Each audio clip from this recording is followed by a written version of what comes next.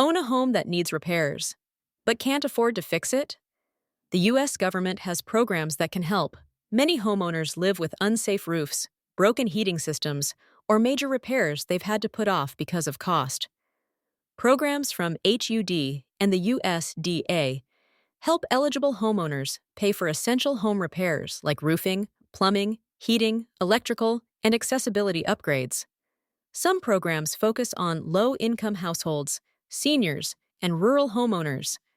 In certain cases, assistance comes as grants or very low-interest loans designed to keep people safe in their homes, not to put them in debt. If your home needs repairs and money is the issue, this information could be important. Check the link in my bio to see what assistance programs may be available in your area.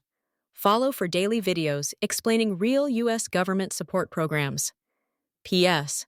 We are not affiliated with any U.S. government agency. Videos are for informational purposes, and eligibility may be required.